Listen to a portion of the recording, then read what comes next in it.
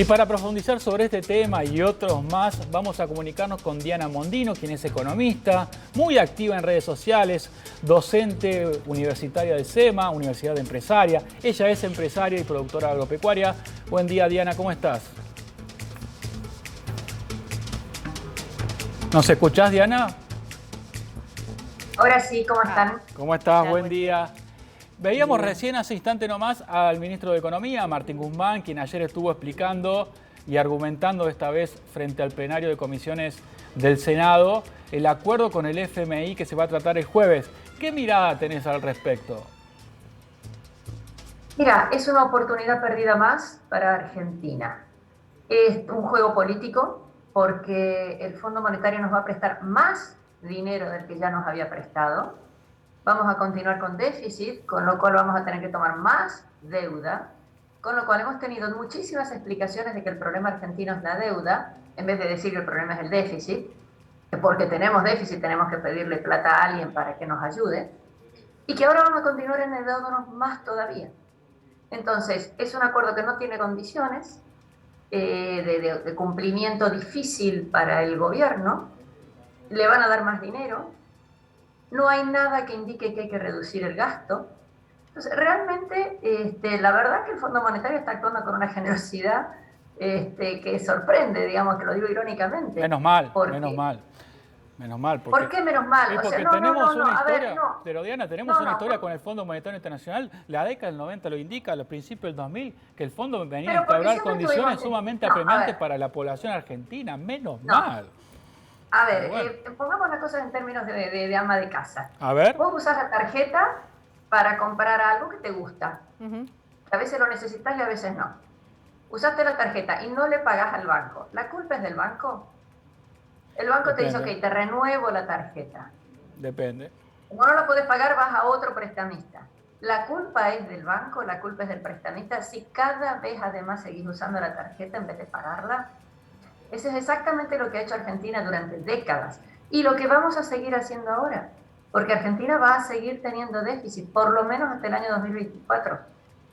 Entonces, Argentina dice, yo quiero seguir gastando o no puedo reducir el gasto, digamos, porque hay cosas en las cuales a lo mejor no es conveniente, lógico, factible reducirlo, pero seguimos gastando en otras cosas. Mira, ayer hemos tenido un caso en donde se crea una nueva Secretaría de Estado. La verdad Sí. que era hasta chistosa la Secretaría de Estado, la manifiesta inutilidad. Fue La, tanto el la papelón, subsecretaría de Resiliencia que ya fue desestimada, ¿no? claro, pero fue tanto el papelón que en el transcurso de unas horas hubo que desestimarlo. Pero eso había pasado por todo un proceso jurídico para que ya hubiera un decreto. Eso no es una cosa que alguien dijo, che, ¿qué tal si lo hacemos?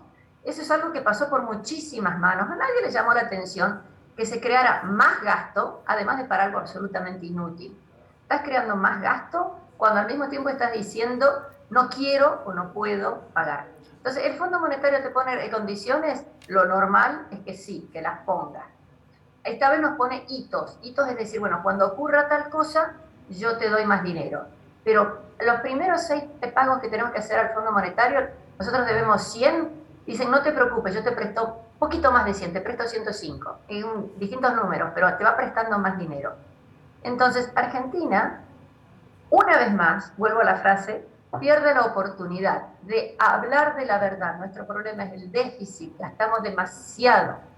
Además van a subir impuestos, pero bueno, ese es otro tema que ya todo el mundo lo va a ver en el bolsillo, se va a dar cuenta solito sin que en la televisión haya que explicarlo.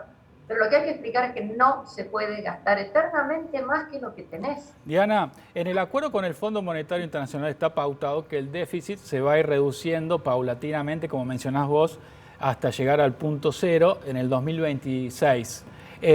Nos da 4 años para ir reduciéndolo, pero lo que se plantean también hay diferentes miradas, ¿no? Lo que dicen del gobierno nacional es que esa reducción del déficit se va a lograr por un mayor incremento de la actividad económica y que por lo tanto el gasto no se va a ir ajustando, sino que se va a ir dando de manera gradual y hasta en cierto punto orgánico. Desde tu perspectiva, el ajuste del gasto y también del déficit debería ser más brutal, más en corto plazo. A ver, cuanto antes sea, antes dejas de endeudarte en forma adicional. Vuelvo a repetir, déficit es que gastas más que lo que tenés. Si gastas más que lo que tenés, ¿de dónde sale ese dinero? Más deuda. Entonces, cuanto antes dejemos de gastar más, antes dejaremos de pedir más deuda. Esto no es para pagar, esto es para no aumentar todavía más la deuda. Mis tataranietos van a terminar de pagar esto o no, ni siquiera van a haber empezado, porque insisto, esto es para tener más deuda. Entonces, el hecho de que tengamos esta solución transitoria y que ojalá tengamos crecimiento, para mí es exactamente el punto. Hay que lograr crecimiento. Pero yo no veo cómo vas a lograr crecimiento si el gobierno asfixia con el gasto al sector privado. Diana, vos pensás, sí, a sí. ver, perdón. No, termine la idea. No, vos pensás que para crecer, el único que puede hacer crecer un país es el sector privado. No hay otra forma, no existe. El sector público, por definición, no genera nada. Te da la infraestructura, te debería dar salud, educación, justicia, caminos. Eso es lo que debería hacer el Estado, eso es lo que todos quisiéramos que ocurra. Cada uno juzgue qué tan buenos son esos servicios. Pero eso en sí mismo no te da el crecimiento, te da las bases para el crecimiento. Y si vos asfixiás al sector privado, no hay posibilidad de que esas bases puedan funcionar. Ese es el problema. Bien, Diana, la pregunta es, hoy se va a dar a conocer el índice de inflación del mes de febrero, que sería superior a Venezuela, aproximadamente alrededor se estima de un 5% o más. ¿Cómo esto repercute en la economía diaria? Porque para algunos es simplemente una noticia, pero ¿cómo esto va a impactar en la economía diaria teniendo en cuenta que hace unas horas aumentó, por ejemplo, el combustible? A ver, en realidad lo que es ya nos impactó en la vida diaria. Cada uno de nosotros cuando va a la verdulería, a la carnicería, cuando querés cargar nafta, bueno, ahí tenés un tema enorme, grave, no sé cómo decirlo, en donde se juntan dos problemas.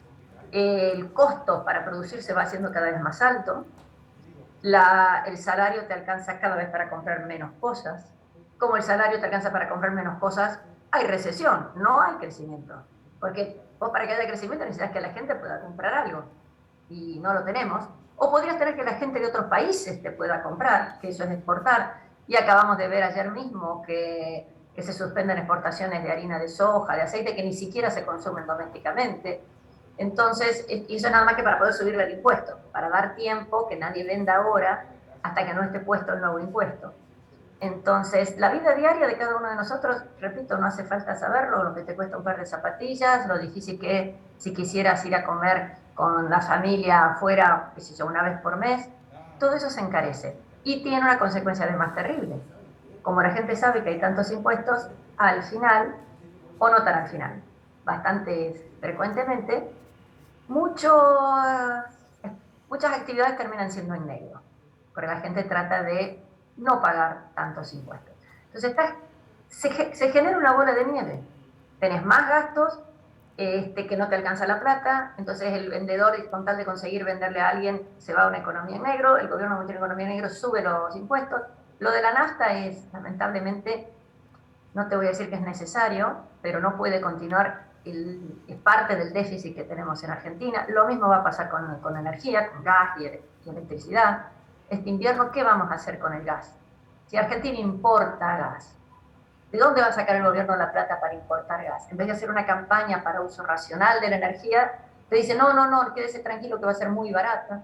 ¿Qué fue? En septiembre, octubre, que pasamos una ley de zonas frías, sí, en donde se subsidia más todavía el gas.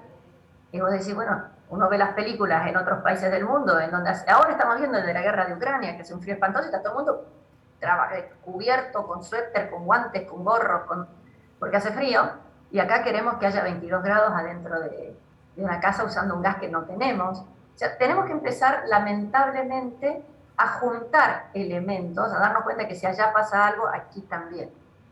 Y, de nuevo, el tema es que el gobierno gasta mucho y gasta mal. Muy bien, Diana, te agradecemos esta comunicación con Crónica Matinal de Canal 10 de Córdoba. Abrazo grande. Muchas gracias. Gracias a ustedes.